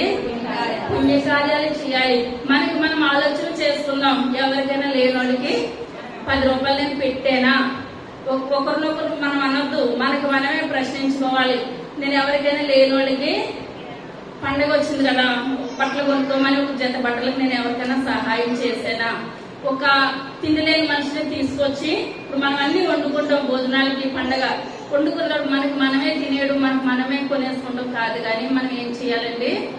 ఇప్పుడు నేను నా కుటుంబంలో నా బిడ్డలకు కొనుక్కుంటాం అంటే పెద్ద గొప్పే కాదు. ఎవరి పిల్లలకి వాళ్ళే కొనుక్కుంటారు. అది ఇప్పుడు పేదవాడు తగ్గట్టు పేదవాడు కొనుక్కుంటాడు, ఉన్నవాళ్ళు తగ్గట్టు ఉన్నవాళ్ళు కొనుక్కుంటారు. అది మన జీవితంలో మనకు లెక్కకు రాదు. కానీ ఎదుటి వాళ్ళకి ఏదైనా సహాయం చేస్తారు. ఎక్కడ వస్తుందంటే మనం దేవునికి అప్పించిన వాళ్ళం అవుతామంటే దేవుడు మనకు సహాయం చేస్తే అది ఆయన ఉంచుకోవడానికి ఆ వడ్డీతో సహా మనకి ఏం చేస్తాడు? మనకి మళ్ళీ తీర్చేస్తాడు అనమాట. మనకి ఒకరికి సహాయం చేస్తే అది మనకి వడ్డీతోటి దేవుడు మనకి తీరుస్తాడు. అనగా ఇప్పుడు మనం ఏం చేయాలి? ధనవంతుడు ఏ ధర్మ కార్యమన్నా ఉందంటారా? ఇప్పుడు లాజరుని నీళ్లు పట్టుకురాని అబ్రహాం అడగడానికి ఏ మంచి కార్యం ఉన్నా ఇప్పుడు అబ్రహాం ఎవరు సెలవు తీసుకుంటాడు? దేవుడిని అడుగుతాడు. అయ్యా ఈ లోకంలో ఉండగా ధనవంతుని అద్భుత కార్యాలు చేస్తాడు కదా, లాజరుకి పూట భోజనం పెట్టేవాడు కదా. ఇప్పుడు నేను అతను కొన్ని మంచినీళ్ళు అంటయ్యా, నేనేం చేస్తాను? కొన్ని మంచినీళ్లు ఇస్తాను. ఇప్పుడు చెప్పడానికి ఇప్పుడు అబ్రహాం చెప్పినట్టు ఏమైనా వాక్యంలో ఉన్నదా? ఏమాత్రం కూడా లేదు. ఎందువల్లంటే మనం చెప్పుకోవడానికి లోకంలో మనకి ఏముండాలంటే మంచి ధర్మ కార్యాలు ఉండాలి. ఏ మంచి మనం ప్రార్థన చేస్తున్నాం, నాకు ఏ మంచి లేదు, చేసుకోవచ్చు ప్రార్థన. కానీ మనలో అనుకోవాలి, ప్రభావ నేను ఒకరు సహాయం చేసే కృపను నాకు దయచేయండి, ఒకరు మంచి చేసే కృపను నాకు దయచేయండి. మనం తిని మనం ఉండటమే కాదు, కానీ నేను చనిపోతే ఒకవేళ నా ధర్మ కార్యాలు ఏ రకంగా వస్తున్నాయి? ఏసై చనిపోయిన తర్వాత ఒక్కొక్కరు ఏమని చెప్పుకుంటున్నారు? ఆయన బ్రతుకుండగా చనిపోయిన వారిని లేపారు, పలానా వాళ్ళకి స్వస్థతనిచ్చారు, 5 రొట్టెలు 2 చేపలు 5,000 మందికి పంచిపెట్టారు. ఇవన్నీ మంచి చెప్పుకున్నారు, చెడు చెప్పుకున్నారా? మంచిగా చెప్పుకున్నారు. ఎందువల్లంటే సిలి వెయ్యాలి అంతవరకే. కనుక వాళ్ళ కళ్ళకి ఏం కనపడలేదు, గుడ్డితనం వచ్చేసింది. కళ్ళు గుడ్డితనం వచ్చేసి సిలి వెయ్యాలి అన్నారు. కానీ ఆయనలో నిరూపించడానికి ఏ ఒక్క నేరము కూడా ఏసై గురించి ఎంత మాత్రం కూడా లేదు. మనం ఎవరిని పోలి నడుచుకోవాలంటే ఏసై పోలి నడుచుకోవాలి. మనం చనిపోయిన తర్వాత మనకు శరీరం ఆ యొక్క ఏసయ్య శరీరం వల్ల విత్తనం వల్ల చిగురించాలన్నా, అభివృద్ధి పరచబడాలన్నా, దీవెన కార్యంగా ఉండాలన్నా, ఇప్పుడు మనకి ఆ యొక్క మనం శవాన్ని కాలుస్తున్నారా? కాల్చట్లేదు. మనం బ్రతుకుండగా మన జీవితం ఎలా ఉండాలంటే ఒకరికి సహాయం చేసే చేతులు నాకు దయచేయండి ప్రభా, ఒకరిని ఆదరించే కృపను నాకు దయచేయండి నాయన. మనం మనం ఎంత ప్రార్థన చేసుకున్నా సరే ఒకరికి సహాయం చేయలేని జీవితము ఏ మాత్రం కూడా బ్రతికినా ఒకటే, బ్రతకకపోయినా ఒకటే. అదే మత్తయి సువార్త 27వ అధ్యాయము 62వ వచనం. మర్నాడు అనగా సిద్ధపరచు దినమునకు మరుసటి దినమున ప్రధాన యాజకులను పరిసయ్యులను పిలాతు వద్దకు వచ్చి ఆ వంచకుడు సజీవుడై ఉండినప్పుడు 3 దినములైన తరువాత నేను లేచితినని చెప్పినది మాకు జ్ఞాపకం ఉన్నది. కాబట్టి 3వ దినము వరకు సమాధిని భద్రము చేయని ఆజ్ఞాపించుము. వారి శిష్యులు వచ్చి వారిని ఎత్తుకొని పోయి ఆయన మృతులలో నుండి లేచినని ప్రజలతో చెప్పుదురేమో. అప్పుడు మొదటి వంచని కంటే కడపటి వంచని మరి చెడ్డదై ఉండదని చెప్పింది. చాలండి. ఇప్పుడు ఏంటంటే ఇప్పుడు దేవాలయాలు ఈ లోకంలో ఏ మాట చెప్తున్నారంటే శిష్యులకి అంటే అందరికీ కూడాను నేను 3వ దినాన తిరిగి లేస్తానన్న మాట అక్కడ ఒక్కరు కూడా పురుషులకి ఏమాత్రం కూడా ఎక్కలేదు. ఆయనతో తిరిగిన ఆయన శిష్యులకే ఆ మాట ఎంత మాత్రం కూడా అసలు జ్ఞాపకము గాని గుర్తు గాని ఎంత మాత్రం కూడా లేదు. ఇప్పుడు కొంతమందికి ఎవరికన్నా అప్పిచ్చామనుకోండి, ప్రాణం పోయే స్థితిలో ఏం చెప్తారు, వీళ్ళమ్మ రాసేస్తారు పిల్లలు పిలిచేయమంటారు, నేను పలానా వాళ్ళకి అప్పిచ్చాను. ఒకవేళ ఆ పేషెంట్ ఎవరైనా అప్పు తీసుకుంది అనుకోండి, వచ్చి నూరిపోద్దా? ఎందువల్ల అప్పు ఎవరే పడిపోద్ది, పిల్లలమే పడిపోద్ది. ఎవరైనా అందుకని ఆము అంటారు కానీ మాట్లాడరు. కానీ ఇక్కడ ఇప్పుడు అక్కడున్న సాతాను బిడ్డలందరికీ కూడా ఏం గుర్తుందండి, 3వ దినాన ఆయన లేస్తానన్నాడు. ఆయన లేచిపోతాడేమో ఆయన లేచిపోతే ఇప్పుడు ఎలాగా. ఇప్పుడు మనకి ఇదంతా కూడా ఇప్పుడు వరకు కూడా సిలువ వేసేసారు, ఇవన్నీ చేసేసారు కదా. బరప్పాని విడుదల చేయాలి, యేసయ్యను సిలువ వేయాలని చెప్పారు కదా. అప్పుడు ఆయన లేస్తే ఇప్పుడు ఏమన్నా దేవుడు తింటున్నాడా కొడుతున్నాడా వెళ్ళనే. కానీ వాళ్ళకి ఏంటంటే అవమానం. అప్పుడు ఆయన లేగొద్దనే వాళ్ళు చేసినదంతా కుట్ర అనమాట. ఇప్పుడు పిలాతు దగ్గరికి వచ్చి అంటున్నారు, ఆ వంచకుడు ఏం వంచన చేశాడండి యేసయ్య లోకంలోనూ, ఎవరికైనా హాని చేశాడా? కానీ ఏమని మాట్లాడుతున్నారు, ఆ యొక్క వంచకుడు మళ్ళీ లెగిస్తానన్నాడు, లెగిసిపోతాడేమో అని అంటుంటే, ఇప్పుడు సమాధి మీద పెట్టిన రాయి బరువు అంటండి 2000 కేజీల బరువు అంటండి. ఎంత బరువు ఆ రాయ? 2000 కేజీల బరువు. ఇప్పుడు అంటున్నారు శిష్యులు అప్పుడు 11 మంది ఉన్నారు. ఇప్పుడు 11 మందిని తొయ్యాలనుకున్నా రాయి ఏం చేయదు, ఏమాత్రం కూడా కదలదు. ఇప్పుడు అంతమంది కాపలాదారులు ఉంటుండగా ఒక్క మనిషి కూడా లోనికి రావడానికి ఏమాత్రం కూడా వీలు లేని స్థితిలో 11 మంది వచ్చినా గెట్టలేరు ఆ రాయిని. కానీ ఇప్పుడు పిలాతు ఏం చేయించాడంటే ఆ రాయి మీద ముద్ర వేసేస్తాడు. ఇప్పుడు మనం ఏదైనా ఇంటి లోన్ తీసుకున్నాం అనుకోండి, ఇంటి లోన్ తీసుకొని ఆ లోను ఇంత టైం అని మనకి ఇస్తారు. ఇంత టైం అని మనకి ఇచ్చినప్పుడు మనం కట్టలేకపోయామనుకున్న వాళ్ళు వచ్చి ఏం చేస్తారు, సీల్ వేసేస్తారు. మాకు కట్టినట్లయితేనే నువ్వు ఆ ఇంట్లోనికి వెళ్ళడానికి ఉంటుంది, లేకపోతే లేదు. ఇప్పుడు ప్రతిదీ కూడా ఇలాంటి వాటికి సీల్ వేయడం ఉన్నది. కానీ ఇప్పుడు సమాధికి ఎవరైనా ముద్రలేసులో ఎక్కడన్నా ఉన్నదంటారా? ఎందువల్ల శిష్యులు వచ్చి రాయిని గెంటేస్తారేమో అన్నదని సమాధికి వెళ్ళి ఏం చేస్తారండి, ముద్ర వేసేస్తారు అనుకుంటున్నారు. పిలాతు అంటున్నాడు, మనం రాయికి కూడా మనం ముద్ర వేస్తాం కదా, ఇప్పుడు అది ఎవరో కూడా దొరికించడానికి ఎంత మాత్రం పని కాదు అనంటే, ఒకవేళ తెలవకుండా శిష్యులే వచ్చేసి ఇప్పుడు ఏం చేస్తారో ఆ రాయిని దొర్లించేస్తారేమో. మనం ఏం చేయాలనంటే అప్పుడు పిలాతు అంటున్నాడు అనమాట, మీరేం చేస్తారంటే శిష్యులు వచ్చి అక్కడ గెంటేస్తారనుకోండి, ఏసై పైకి వేసాడు అనుకోండి, మీరు మళ్ళీ ఏసైని వెంటనే సమాధిలో వేసేసి మళ్ళీ రాయి పెట్టేసేయండి. ఆయన ఇంకా లేవడానికి ఏమాత్రం కూడా ఉండదు, అసలు వీలు లేదు. ఎందువల్లంటే ఏసై పేద గారు చెరసాలలో ఉన్నప్పుడు అక్కడ అందరూ ఉన్నారు. ఇప్పుడు ఆయన ఏమన్నా ఆ చెరసాలతో బంధించి అంటారా? దేవునికి అసాధ్యమైంది లోకంలో ఎంత మాత్రం కూడా లేదు. కానీ వీళ్ళ ఆలోచనలు అనమాట. ఇప్పుడు వాళ్ళు వచ్చేసేసి ఒకవేళ శిష్యులు వచ్చేసేసి యేసయ్యను ఏం చేస్తారో పట్టుకొని తీసుకొని వెళ్ళిపోతారేమో. రకరకాల ఆలోచనలు ఆలోచించి కొన్ని కూడా పిలాతు ప్రే చేసినట్టే ఇంకా సెక్యూరిటీని ప్రే చేసిన బందోబస్తుని చాలా ఎక్కువ పెట్టాడు. ఇంత సెక్యూరిటీ ఉంది కదా, పిలాతు అంటున్నాడు మరి ఇంకా మీరు కావాలంటే ఇంకా మనుషులను అక్కడ పెట్టండి, సెక్యూరిటీని పెట్టండి. ఆయన లేవడానికి ఏమాత్రం కూడా విధానం లేదు. చుట్టూరు కూడా మన మనుషులే ఉన్నారు కదా, వేరే వాళ్ళు ఏమాత్రం కూడా లేనే లేరు. కానీ ఎంత చెప్పినా కూడా ఇప్పుడు వీళ్ళకి ఏంటండి, ఆయన తిరిగి లేచిపోతాడు, ఆయన చెప్పాడంటే లేచిపోతాడు. అంత విశ్వాసం కలిగిన వారు మరి దేవుని చెంతకే వచ్చేయచ్చు కదా అండి. ఆయన లేస్తాడని అనుకున్న వాళ్ళు ఇప్పుడు యేసయ్య దగ్గరికి వెళ్ళడానికి మనకి ఏమైనా డబ్బులు కట్టాలా, ఏమైనా ఖరీదు ఏమైనా ఉన్నదంటారా? ఇప్పుడు శిష్యులు ఎలా తిరిగారు, వీళ్ళు కూడా ప్రభా నన్ను క్షమించండి అని అంటే చాలు మనం దేవుని దగ్గరికి వచ్చి. కానీ ఇప్పుడు సమాధి ఆయన చనిపోయిన తర్వాత సమాధి చుట్టాలు లెక్కకూడదు అని తిరుగుతున్నారు. కానీ ఆయన పాదాలు పట్టుకుంటాము, ఆయన శిష్యులతో సమాధిగా కూడా మేము కూడా పరిచయం చేస్తామన్న మనుషులు ఏమాత్రం కూడా అక్కడ లేనే లేదనమాట. తర్వాత చూస్తున్నట్లయితే లూకాసు సువార్త 24వ అధ్యాయము 6వ వచనం. ఆయన లేచి ఉన్నాడు,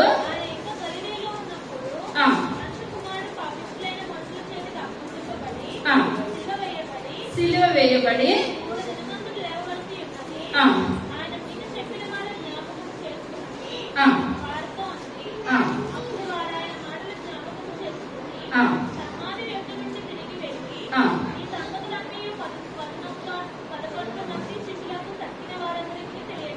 తెలియజేస్తుంది. మగ్దలేని మరియ, తల్లి అయిన మరియు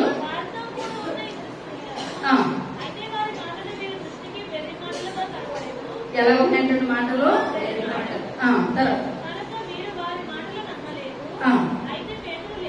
పేతురు లేచి వంగి చూడగా చాలండి. ఇప్పుడు ఎంతమంది స్త్రీల పేరు రాయబడి ఉందండి ఇక్కడ? మగ్దలేని మరియ, తల్లి మరియ, యాకోబు తల్లి అయిన మరియ, ఇంకా ఇతర స్త్రీలు. ఇప్పుడు వీళ్ళందరూ కూడా తెల్లవారుజామున సమాధి వద్దకు వచ్చారు. సమాధి వద్దకు వచ్చినప్పుడు రాయి ఎలా ఉందండి? పక్కకు పొర్లించేస్తున్నది. పక్కకు పొర్లించేస్తుంటే లోనికి వెళ్ళి చూసారు. లోనికి వెళ్ళి చూసినప్పుడు మనిషి లేదు కనుక ఏమున్నది? నారబడ్డ వస్త్రం మాత్రమే ఉన్నది.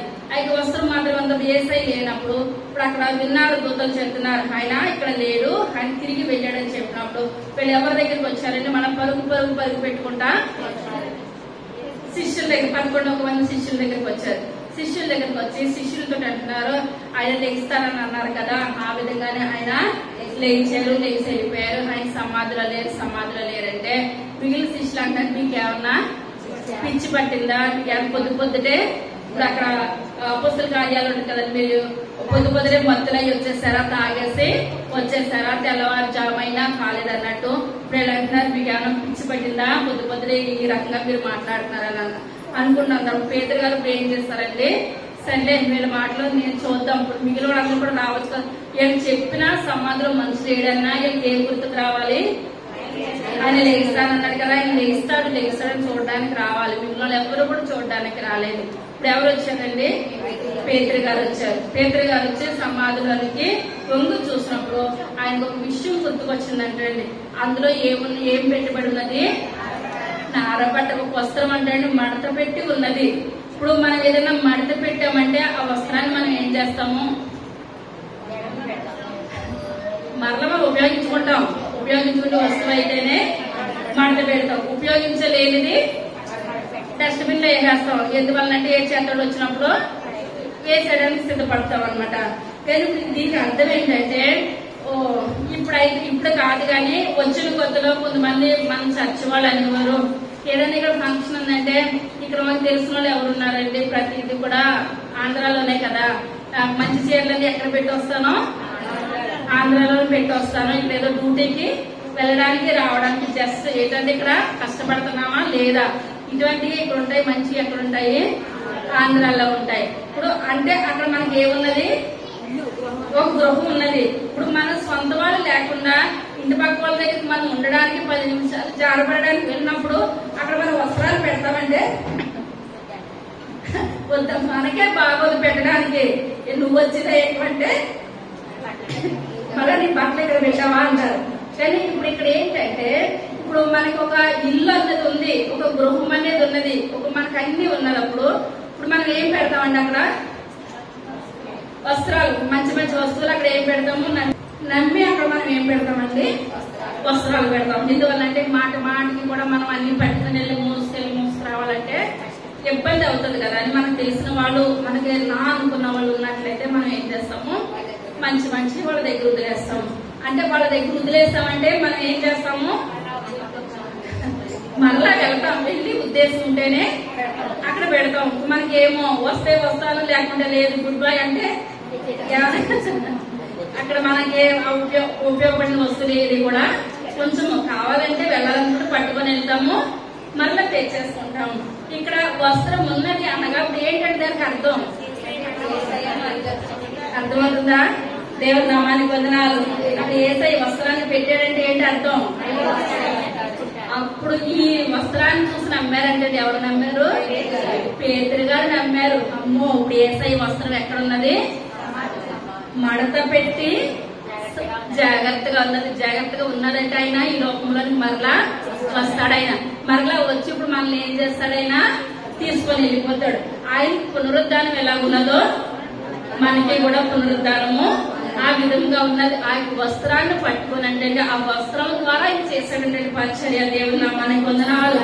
దేవుని నమ్మడైనా వస్త్రం ఉన్నదంటే ఆయన ఏం చేస్తాడు? వస్తాడు. ఆయన తిరిగి లేచాడు, మనందరినీ కూడా మరలా తిరిగి లేపుకుంటాడు. ఆ వస్త్రమే లేకపోతే ఇప్పుడు ఏంటండి? ఇప్పుడు ఎవరైనా మనకు అడ్డుపిడి తెలిసిన వాళ్ళు ఇంటికి వెళ్తాము. అప్పుడప్పుడు ఏంటంటే వాళ్ళకి నవ్వుతారు, మాకు నవ్వుతారు. ఎందువల్లంటే వస్తాము రాము అంతవరకే. వాళ్ళు పిలుస్తారు కానీ నిజంగా రమ్మడానికి వాళ్ళకి కాదు, నిజంగా వెళ్ళిపోవడానికే మనకే కాదు. కానీ ఇప్పుడు ఆ రకంగా పెట్టాడండి యేసయ్య. ఆ రకంగా పెట్టలేదు. నేను ఇప్పుడు ఏం చేస్తాను? నా వస్త్రం ఉన్నదంటే నేను ఈ లోకంలోనికి వస్తాను, నేను మిమ్మల్ని తీసుకొని వెళ్ళిపోతాను. ఈ ఒక్క సాక్ష్యాన్ని బట్టి ఆ యొక్క పేతురు గారిని కొరడాలతో కొడుతున్నారు.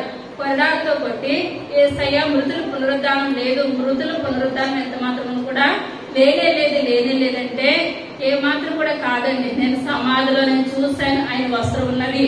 ఆయన మరలా ఆరోహణం అయ్యారు, తిరిగి వస్తారు, మమ్మల్ని తీసుకొని వెళ్తారు. ఇప్పుడు సంఘం రెండవ రాకడికి మధ్యాకాశంలో కలుసుకుంటారు, కడబోలు గురవుతుంది, మేమందరం కూడా తిరిగి లేస్తాం. ఈ రకమైన మాటలు చెప్తుంటే పేతురు గారిని ఏం చేస్తారని తలకిందులుగా సిలివేసేశారు. ఆయన సిలివేసినప్పటికీ కూడా ఆయన ఏమన్నా అమ్మో నన్ను సిలివేసేస్తున్నారు, నేను ఆ వస్త్రాన్ని చూడలేదు, నేను ఏమీ చూడలేదు, యేసయ్య మరణానికి యేసయ్య పునరుద్ధానానికి నాకు ఎంత మాత్రం కూడా సంబంధం లేదన్నారు. ఆయన ఏమాత్రం అనలేదు. ఎందువల్లంటే యేసయ్య ఉన్నంతసేపు కూడా వాళ్ళకి సరైన విధానం తెలవలేదు. ఎప్పుడైతే యేసయ్య ఆరోహణమై వెళ్ళిపోయారో వాళ్ళు ఆ యొక్క మేడ గదిలో పరిశుద్ధాత్మ పొందుకున్నారో మరణ పర్యంతరం కూడా ఎలా ఉన్నారంటే వాళ్ళు నమ్మకంగా ఉన్నారు. ఇప్పుడు పేతురు గారు అయితే ఆ యొక్క వస్త్రాన్ని చూస్తారు, నమ్మారు. ఇప్పుడు మనం ఏ రకంగా నమ్ముతున్నాం? మనమైతే చూడలేదు కదా. మనం తోమా గారుగా ఉన్నామా, లేదా వాక్యాన్ని బట్టి మనం నమ్ముతున్నామా? వాక్యాన్ని బట్టి పేతురు గారు చూస్తారంటే మన కళ్ళు కూడా చూసినట్టే దేవుని నమ్మకానికి వందనాలు. ఇప్పుడు సింహాలలో దానియేలు ఉన్నాడని అంటే మనం ప్రతిని కూడా వాక్యాన్ని మనం ఏం చేస్తున్నామండి? నమ్ముతున్నాం. ఎన్నిసార్లు రాయబడి ఉన్నది పునరుద్ధానం ఉన్నదని? 42 సార్లు ఉన్నది కానీ చూసి నిజంగా ఆ యొక్క రాశారు కనుక మనం ఏం చేస్తున్నామండి? నమ్ముతున్నాం. అంతగా చేసిన ఆ యొక్క తోమ గారు ఏమన్నారు? ఆయన వేలిలో వేలు పెడతాను కానీ నేను నమ్మనన్నాడు. మనమైతే ఆ రకంగా కాదు. యేసయ్య మీరు పునరుద్ధరణై 3వ దినాన్ని లేచారు, మేము కూడా మమ్మల్ని కూడా లేపగలిగిన శక్తి మీలో ఉన్నది, అంతే చాలు, మనకు అంత మంచి ఏది కూడా లేనేలేదు. అది మత్తయి సువార్త 28వ అధ్యాయము 9వ వచనం.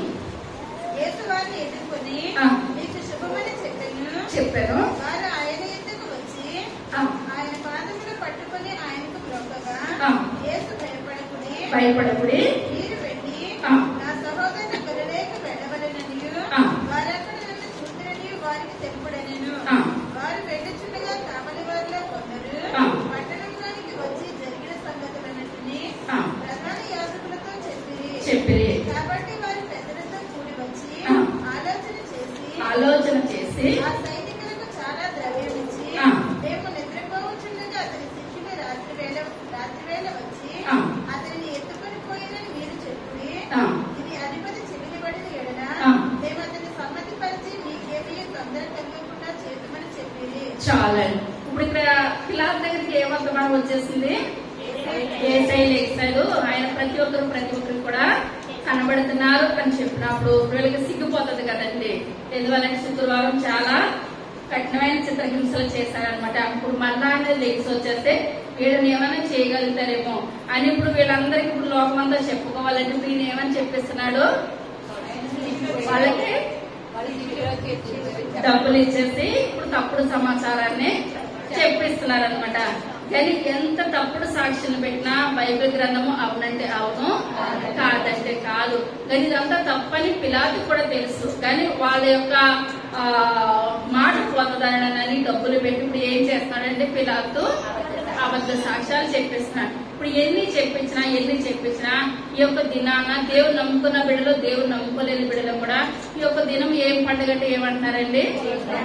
ఈస్టర్, పునరుద్ధానం. యేసయ్య ఏం చేస్తున్నాడు? తిరిగి లేచాడు. ప్రతి ఒక్క నోరు ఆయన ఒప్పుకోవాలి, ప్రతి ఒక్క మోకాలు కూడా యేసయ్య నామంలో వంగాలి. వంగనట్లేదు. ఈ లోకంలో మనకు వంగకపోతే పైన అగ్ని ఆరదు, పురుగు చావు. ధనవంతుడు ఎలా మలమల మగ్గిపోయాడో ఇప్పుడు ఈ లోకంలో ఒప్పుకునే వాళ్ళందరి పరిస్థితి కూడా అదే రకంగా ఉంటది. ఆ రకమైన విధానం లేకుండా ఉండాలంటే మనం ఏం చేయాలండి? నిజమైన దేవుడని మనం ఒప్పుకోవాలి. అది లూకాసు వార్త 24:13 ఇది మనం చాలా సార్లు చెప్పుకున్నాం.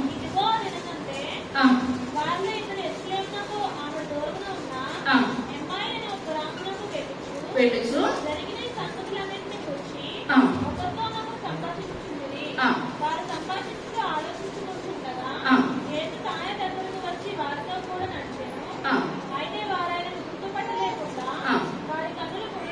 వారి కన్నులు మూయబడెను.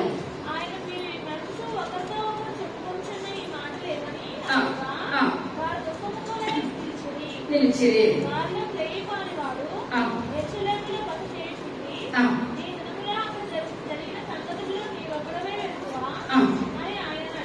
అడిగను.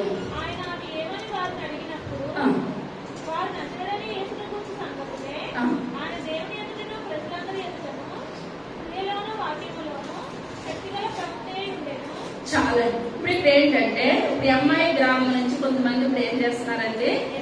యెరూషలేముకి వస్తున్నారు. యేసయ్య పునరుద్ధారణకి తిరిగి లేచాడంట, సమాధిలో లేరంట అని ప్రతి ఒక్కరు ఇప్పుడు అబద్ధ సాక్షులు పెట్టించి చెప్పాలనుకున్న లోకం ఏమని నమ్ముతుంది?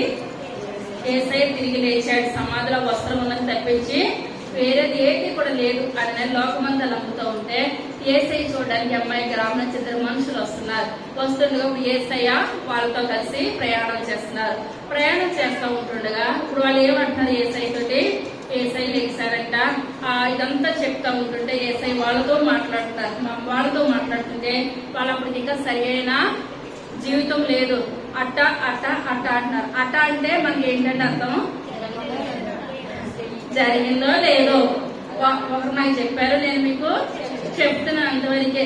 కానీ మనం నిజంగా కళ్ళెట్టి చూస్తే మనం ఏమంటాము? ఇంకా అట్టా అని అనము, జరిగింది అలాగెళ్తే అలా జరిగింది, నేను కళ్ళారా చూస్తాను, చెవులారా విన్నానని అంటాం. కానీ వీళ్ళు అట్ట అంటుంటే యేసయ్య కోపం వచ్చి ఏంటి అక్కడ ప్రవక్తలందరూ చెప్పింది మీరు నమ్మనే మందమతులారా, మూర్ఖులారా, ఇంకా మీరు అట్ట ఈ రకంగా మాట్లాడుతున్నారేంటి? యేసయ్య ఏ కార్యమైనా సరే చేసింది చేస్తానన్నది చెప్పారు, రెండో మాట ఏ కూడా మీరు చెప్పలేదు కదా. ఇవన్నీ మాట్లాడుతూ ఉంటున్నారు. ఎంత మాట్లాడినా సరే వాళ్ళ కళ్ళకి ఏంటండి గురుడితనం వచ్చేసి యేసయ్యని ఎవరు కూడా గుర్తుపట్టలేని స్థితిలో యెరూషలేము వెళ్ళారు. చూసినప్పుడు యేసయ్య కనిపించడం వాళ్ళకి కనిపించలేదు. మాటలు చెప్పుకుంటూ వచ్చేస్తున్నారు. ఇల్లు దగ్గరగా వచ్చేస్తుంది. యేసయ్య అనుకున్నాను ఇంకా కొంచెం దూరము వచ్చినట్టు జరగాలని అనుకున్నారు. ఇంకా ఇప్పుడు ఏమైందంటే వాళ్ళు ఇల్లు రావడానికి పొద్దుపోయినప్పుడు ఈ మనుషులు అంటున్నారు, ఉదయం కాలం నుంచి ఇతను మనతో నమ్మకంగా వచ్చాడు, మంచి మనుషులా ఉన్నాడు. ఈ యొక్క దినాన్న రాత్రికి చాలా పొద్దుపోయింది, ఎక్కడికి వెళ్తారు? మా ఇంటి దగ్గర ఉంది కానీ ఉదయాన్నే లేచి వెళ్ళిపోతుంది కదా అని చెప్పినప్పుడు యేసయ్య ఎవరి గృహానికి వెళ్ళాడండి? వాళ్ళ గృహానికి వెళ్ళాడు. వెళ్ళిన తర్వాత మనం అయితే ఇప్పుడు ఎక్కడికైనా ప్రయాణం వెళ్ళామనుకోండి, ఉదయం చీకటితో బయలుదేరి ఇంటికి వచ్చేప్పటికి ఒక 9-10 అయిపోయింది. 9-10 అయిపోయింది. పగలంతా ప్రయాణం చేస్తాం, అలసిపోయిన స్థితిలో కూర్చొని కుటుంబాలను పెట్టుకుందాం అన్నాం అనుకోండి, పిల్లలకి ఏమనిపిస్తుంది? ఈ రోజు నువ్వు చేసేస్తావు, రేపు మేము వస్తాం. ఎందువల్లంటే వాళ్ళకి ఆశ ఉంటుంది కానీ శరీరం ఎలా ఉంటది, సహకరించదు. అదే దేవుళ్ళు లోతుగా తెలుసుకున్నట్లయితే ఒక్కరోజు కూడా కుటుంబారాధన మానకూడదు, మిస్ అవ్వకూడదని ఇష్టంతో వస్తారు. ఇప్పుడు ఉదయం చీకటితో వెళ్ళారు, ఉదయం అంతా నడుచుకుంటూ వచ్చారు. నడుచుకుంటూ వచ్చిన తర్వాత ఇప్పుడు ఏం చేస్తున్నారు, మళ్ళా రొట్టె విరుస్తున్నారు అనమాట. రొట్టె విరుస్తున్నారు దేవుళ్ళలో ఏదో ఇంకా ఎక్కువ ఎదగాలి. అదే రొట్టె విరుస్తున్న సమయంలో ఏసయ్య రొట్టె విరిచి వాళ్ళకి ఇచ్చినారు. వాళ్ళ కన్నులు ఏమవుతున్నాయంటే తెరవబడుతున్నాయి. అదే అధ్యాయము 31వ వచనం. ఆయనను గుర్తుపట్టిరి.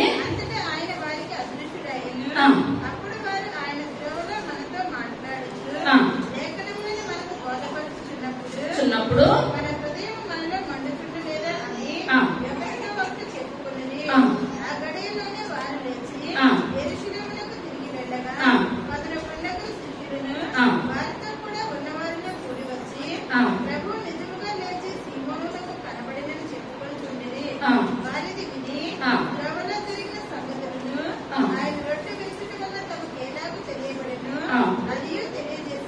చాలా ఇప్పుడు ఎప్పుడైతే కళ్ళు తెరవబడిపోయి ఇప్పుడు ఏసై ఏమయ్యారండి, అదృష్టుడైపోయాడు. ఎప్పుడైతే అదృష్టుడు అయిపోయాడో ఇప్పుడు వాళ్ళ ఇంటి దగ్గర ఉదయం నుంచి సరైన భోజనం ఉన్నదో లేదో ఏమాత్రం కూడా తెలియలేని స్థితిలో ఎక్కడికి వెళ్ళిపోయారండి.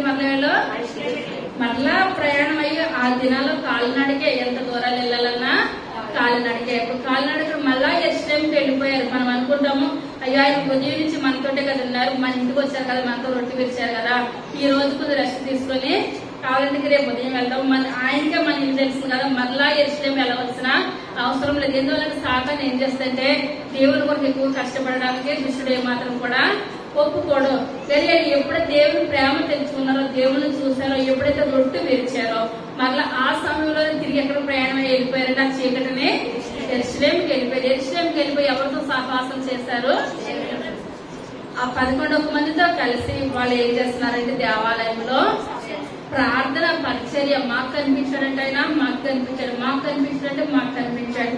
ఇలా చివరి వరకు కూడా ఎలా జీవించారంటే దేవుని కొరకు నమ్మకంగా జీవించారు, యథార్థంగా జీవించారు. చివరిగా మొదటి దశలోనికి రాసిన పత్రిక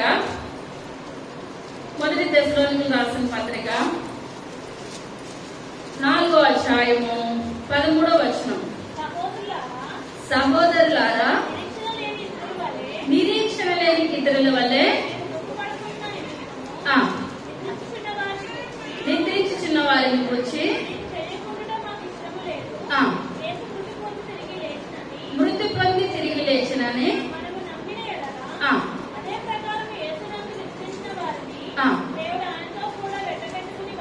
వెంట పెట్టుకుని వచ్చాను. మీతో చెప్పినదేమనగా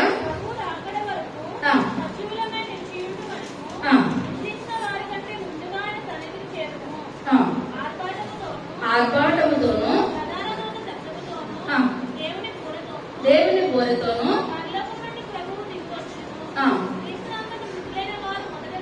మొదలలేదురు.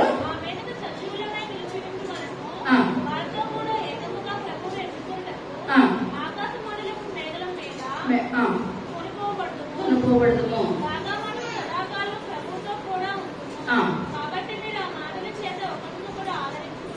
చాలా ఈ యొక్క దినాన్ని అయితే మనం చూసినట్లయితే చాలా మంది ఆ శనివారం రాత్రి నుంచే కూడా సమాధిలో ఉన్న వాళ్ళ గురించి సమాధిని సిద్ధం చేసి ఏం చేస్తారండి, పువ్వులను వేసి అదంతా కూడా డెకరేషన్ చేసి ఇవన్నీ కూడా చేస్తా ఉంటారు. ఎందువల్లంటే అదొక బాధ, అదొక వేదన. అక్కడ విన్న వాళ్ళకి ఏం కలుగుతుంది, మనుషులకు శాంతి కలిగి ప్రార్థన చేస్తారు. ప్రభావ మీ చిత్తమైతే వాళ్ళని లేవనెత్తండి అయ్యా, కడబోర శబ్దం మోగినప్పుడు వాళ్ళు వినబడే కృపను దయచేయండి అని ప్రార్థన చేస్తారు. కానీ మనం ఏంటంటే నిరీక్షణ కలిగి ఉంటాం. నాయన మేమందరం కూడా ఈ లోకంలో 60 సంవత్సరాలు లేకపోతే 70 సంవత్సరాలు మేమందరం కూడా చనిపోవాల్సి ఉంటుంది. నాయన ఆ వృద్ధులు పునరుద్ధానం ఉంటుంది, మనుషులు కూడా లేపబడతారు. ముందు వాళ్ళు లేపబడతారు, మనం వస్తున్నామండి, వాళ్ళే లేపబడుతున్నారు. వృద్ధులు ఆయన కడబోరు మ్రోగిస్తున్నారు. కడబోరు మ్రోగినప్పుడు సమాధిలో ఉన్న వాళ్ళందరూ కూడా ఏం చేస్తున్నారు, పైకి లేపబడుతున్నారు. అప్పుడు సజీవంగా ఉన్న వాళ్ళు కూడా పైకి లేపబడుతున్నారు. పైకి లేపబడి ఎవరు వస్తున్నారని మనందరినీ తీసుకువెళ్ళడానికి వరుడిగా యేసయ్య వస్తున్నాడు. వధువు సంఘం ఏం చేస్తుంది? సిద్ధపడుతుంది అన్నమాట. ఇప్పుడు మనకి విశ్వాసం, మన నమ్మకం ఏంటి? తిరిగి వస్తాడు, మనం లేపుతాడు. తిరిగి వస్తాడు, మనం లేపుతాడు. ఇప్పుడు మన ఎవరి కుటుంబంలో చనిపోతే దేవుని బిడ్డలు ఒకటే ప్రార్థన చేస్తారు, ప్రభా మృతులు పునరుద్ధానం ఉందయ్యా. అప్పుడు మేము ఏం చేస్తాము? చూస్తామయ్యా. మేమందరం కూడా ఒక దినాన మేమందరం కూడా చూసుకుంటామయ్యా. ఆ యొక్క దినము తప్పగా ఉన్నది, అందులో మేము చూసుకుంటాం. మనకి ఏమున్నదండి? నిరీక్షణ ఉన్నది. ఇప్పుడు ఇతరులు చూసుకోం కాబట్టి వాళ్ళు ఏం చేస్తున్నారు? నిరీక్షణ లేదు కనుక కాల్ చేస్తున్నారు. అవునంటారా? ఇప్పుడు ఏంటంటే వాళ్ళందరికీ అయిపోయింది. మనకి ఈ లోకము కాదు, బ్రతుకున్న లోకము కాదు. మనకి పునరుద్ధానం తర్వాత ఉన్నదే అసలైన జీవితము, అసలైన మనకు శాశ్వతమైన జీవితము పరలోకములోనే.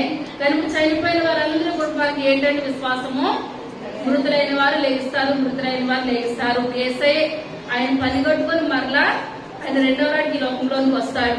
వచ్చి ఒకే బోరు మ్రోగిస్తారు. ఆ బోరు మ్రోగినప్పుడు మృతులైన వారికి చెవుల్లో ఇంతకాలము ఇప్పుడు చనిపోయిన వారి దగ్గరికి వెళ్లి వాళ్ళ శరీరం అక్కడే ఉంటది, వాళ్ళ అవయవాలన్నీ అలాగే ఉంటాయి. ఎందుకంటే ఆత్మ ఒకటే ఉండదు. మనం ఎన్ని మాట్లాడిన సరే వాళ్ళకి ఏమైనా వినబడుతుంది అంటారా? ఏ మాత్రం కూడా వినపడదు. మనం బాధ కలిగి ఏడుస్తాం. ఎంత ఏడుస్తాం అంటే మనం బాధ పోయేంత వరకు కూడా ఏడుస్తాం. ఎంత ఏడ్చినా మనిషి మనతోటే ఉంటారు కానీ మనం చెప్పింది ఏ మాత్రం కూడా వినపడదు. వాళ్ళకి చివరికి చేసి కార్యాలు చేసేస్తారు అంతవరకే. కానీ ఇప్పుడు ఎప్పుడు వాళ్ళ చెవులకు వినపడుతుందండి? కడబోరు శబ్దం. యేసయ్య ఎప్పుడైతే ఆ బోరు మోగిస్తారో అప్పుడు ఎన్నో సంవత్సరాల క్రితం చనిపోయిన వాళ్ళందరూ కూడా ఏమవుతుంది? వాళ్ళకి వినపడుతుంది. వినపడిన వెంటనే వాళ్ళందరూ కూడా పైకి లేస్తారు. సజీవులు ఉన్న వారందరూ కూడా పైకి లేస్తారు. ఇప్పుడు ఇదంతా చెప్పడానికి కలిగినప్పుడు మన విశ్వాసం ఏంటండి? పునరుద్ధానం ఉన్నది. మనందరం కూడా పైకి లేస్తాము. ఆయన రెండవ రాకడికి వరుడు కింద ఆయన వస్తున్నారు. వధువు సంఘం కింద మనం సిద్ధపడాలి. ఆ యొక్క పెళ్లి విందులో మనందరం కూడా యేసయ్య తోటి పాలు పొందులు పొందాలి. ఇప్పుడు పునరుద్ధానం లేదని అనుకుంటే యేసయ్య కూడా సిలువేయబడలేదు, యేసయ్య కూడా లేపబడలేదు. పునరుద్ధానం ఉన్నది కనుక ఈ లోకంలోనికి వచ్చారు, సిలువేయబడ్డారు, 3వ దినాలు లేచారు. ఇప్పుడు మనల్ని కూడా ఏం చేస్తారండి? ఆయన లేపుకుంటారని విశ్వాసం కలిగిన వాళ్ళు పైకి లేసి నిల్చోండి, మిగిలిన వాళ్ళు కూర్చోండి. సర్వశక్తి కలిగిన తండ్రి, కృప కలిగిన తండ్రి, దయ కలిగిన ఆయన, ఈ యొక్క దయ కలిగిన శ్రేష్టమైన నామాన్ని బట్టి ప్రభా లెక్కలేని వందనాలు, స్తోత్రాలు, స్తుతులు చెల్లించుకుంటున్నాను తండ్రి. అయ్యా ఇంతవరకు చెప్పబడిన వాక్యాన్ని బట్టి మీకు వందనాలు చెల్లించుకుంటున్నాను తండ్రి. అయ్యా పునరుద్ధానం ఉన్నది ప్రభా. అయ్యా అదే లేకపోతే నాయన మీరు లోకంలోకి వచ్చేవారే కాదు ప్రభా. అయ్యా ఇక్కడ అందరూ రోమ సైన్యులందరూ కూడా మిమ్మల్ని సిలివేసేవారే కాదు నాయన. అయ్యా నాయన పిలాతు వాళ్ళు ఎంత కట్టుదిట్టాలు చేసినప్పటికీ ప్రభా, అయ్యా 2000 కేజీలు రాయి పాప సమాధి మీద పెట్టినప్పటికీ ప్రభా ఆ యొక్క రాయి దొరిలించబడింది నాయన. మీరు సజీవంగా పైకి లేస్తారు నాయన. అయ్యా మాకు రుజువు ఏంటంటే నార వస్త్రం ఒక్కటే మాకు రుజువు ప్రభా. అయ్యా ఆ యొక్క వస్త్రం ఉన్నది ప్రభా. వస్త్రం ఉన్నదంటే మీరు లోకంలోకి వస్తారయ్యా. అయ్యా నాయన వధువు సంఘాన్ని మీరు తీసుకుని వెళ్తారు తండ్రి. మాకు ఈ లోకము శాశ్వతం కాదు నాయన, అసలైన లోకం నాయన పరలోక పట్టణంలో ఉన్నదండి నాయన. మేమందరం నిరీక్షణ కలిగి నాయన మా దేవుడు లేచాడు, మమ్మల్ని లేపుతాడని విశ్వాసంతో జీవిస్తాం. మమ్మల్ని అందరికీ బలపరచండి నాయన, స్థిరపరచండి ప్రభా. అయ్యా మీ యొక్క స్వరాన్ని గుర్తుపట్టే కృపను మాకు దయచేయండి అయ్యా. అయ్యా మీ యొక్క పెళ్లి విందులో పాల్గొనే గొప్ప ధన్యతలు మాకు దయచేయండి అయ్యా. వధువు సంఘం సిద్ధపడాలి నాయన, మాకు సిద్ధపాటును దయచేయండి అయ్యా. సరైన జీవితాన్ని మాకు దయచేయండి అయ్యా. ధనవంతుల వల్ల మా జీవితాలు ఉండదు ప్రభా. అయ్యా లాజరు వల్ల తగ్గించుకొని ప్రభా మీకు దగ్గరగా జీవించకుండా దయచేయండి నాయన. అబ్రహాంకి ఎటువంటి నాయన స్థానాన్ని ఇచ్చావు నాయన. మా అందరికి మంచి మంచి స్థానాలు మీరు మాకు దయచేయండి నాయన. మా యొక్క రాకడ పర్యంతరము ప్రభా మీ యొక్క రాకడ వరకు మేము నమ్మకంగా యథార్థంగా నాయన నన్ను జీవించే గొప్ప కృపను అందరికీ దయచేయండి అయ్యా. ఇందులో జరిగే కార్యక్రమం అంతట్లో మీరు తోడుకున్నారు నాయన. అయ్యా జరిగిన కార్యక్రమం అంతట్లో కూడా నాయన మీరే ఉండి మా ఘనత ప్రభావాలు పొందమని మీ చిత్తమైతే మీ యొక్క రాకడాశ్వైతే మనకు సంతోషకర సమయంలో మేమందరం ఇంటితో కలుసుకునే గొప్ప భాగ్యాన్ని దయచేయమని త్వరగా రాబోచున్న యేసయ్య నామమున పెట్టుకొచ్చున్నాము తండ్రి.